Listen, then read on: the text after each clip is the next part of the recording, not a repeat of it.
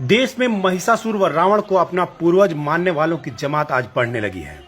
महिषासुर और रावण दोनों ही विजयदशमी त्योहार से जुड़े हुए हैं। विजयदशमी अर्थात जीत की दशमी। लेकिन किसकी जीत, किस पर जीत, कौन जीता, कौन हारा, किसे मारा गया, किसने मारा, क्यों मारा, किसी की मृत्यु पर उल्लास क्यों, किसे मनाना चाहिए मृत्यु पर उल्लास, मरने वाले कौन लोग थे, मरने वाले किनके पूर्वज थे, मारने वाले किनके पूर्वज थे, और मारने की याद हर साल किन्हें दिलाई जाती है और क्यों। क्या मरने वालों की संतानें जानती हैं कि मृतक या वध किया गया पात्र उनका पुरखा था या उनके पुरखों की हत्या का यह प्रतीक है।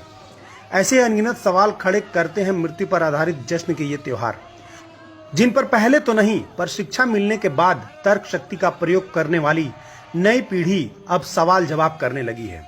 मनुवादियों ने कहा कि कुछ मत जानो, जो कहा सिर्फ उसे मानो, पर अब जिज्ञासु प्रवृत्ति ने ऐसा कौतूहल जन्म दिया है कि पहले जानो तब मानो, जैसा कि बुद्ध कहते हैं। पूर्व में ऐसा था जैसे कि कोई शेर का बच्चा मेमनों की भीड़ में खो गया हो, जो जवान होने के साथ मेमनों के साथ रहते रहते मेमनों जैसा बोलने का आचरण करने लगा। लेकिन कालांतर में जब कोई उसकी जमात का शेर मिला और उसे एहसास कराया कि तुम मेमना नहीं बल्कि शेर हो, तो उसके अंदर का शेर सा व्यवहार उत्पन्न हो सका। ठीक ऐसे ही हजारों वर्ष पहले हमारी बहुजन आबादी व गुलामी की जंजीरों में जकड़ी होने से उसकी बुद्धि व विवेक मनुवादियों के वहां बंधक पड़ गई थी, जो शिक्षा के साथ अपने बंधनों को तोड़ स्वतंत्र होने की तरफ अग्रसर है। तभी तो उस महिषासुर को, जिसे हम कलंकित असुर, राक्षस, बुरा चरित्र आदि का कहकर हे दृष्टि से देखते थे, आज उसकी शहादत दिवस, उसे मारने का मंचन करने वालों पर मुकदमा दर्ज करवाने की शुरुआत व देवी दुर्गा की जगह महिषासुर को पिता की दृष्टि से देखते हुए उसे सार्वजनिक तौर पर चुम्बन लेने तक की साहसिक स्थितियां पैदा होने लगी हैं। सोशल मीडिया पर एक वायरल चित्र जिसमें पुरखा महिषासुर को श्रद्धावश चुम्बन कर रही है, बहुत कुछ बयां कर रहा है।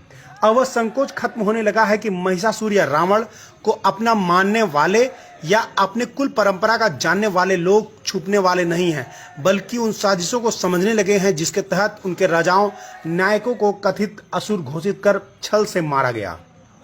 आज आदिवासी बेटी डॉक्टर सुषमा अपने साथ असुर जोड़कर खुद को गर्व के साथ असुर पुत्र घोषित कर रही हैं।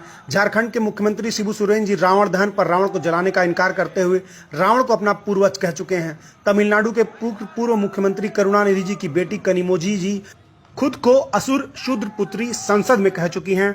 समाजवादी पार्टी के प्रोफेसर राम गोपाल यादव जी समूची ओबीसी कम्युनिटी को राज्यसभा में शूद्र कह चुके हैं। छत्तीसगढ़ के मुख्यमंत्री भूपेश बघेल के पिता जी व छत्तीसगढ़ के पेरियार के नाम से विख्यात नंद कुमार बघेल जी रावण को बहुजनों का पूर्वज बताते हुए रावण को मत जलाओ नामक किताब लिख चुके हैं, जो वर्तमान में प्रतिबंधित है। प्रख्यात लेखक सुभाष गुप्ता जी अपना नाम मुद्रा राक्षस में लिख रहे हैं।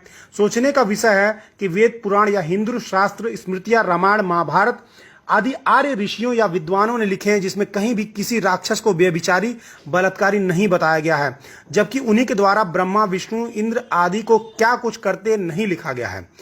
इस देश का असुर राक्षस अर्थात मूल निवासी अपने स्वाभिमान से समझौता नहीं करता रहा है। वह व्यभिचारी, अन्यायी, सुरा सेवक नहीं था, फिर वह कथित राक्षस है क्यों?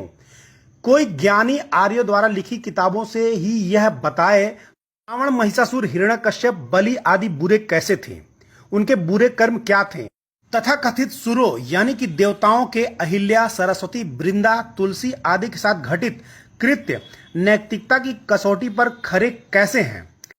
अर्थात रक्ष संस्कृति के लोग भयानक, कुरूप, और मेनका व उर्वशी की संस्कृति के लोग आदरणीय।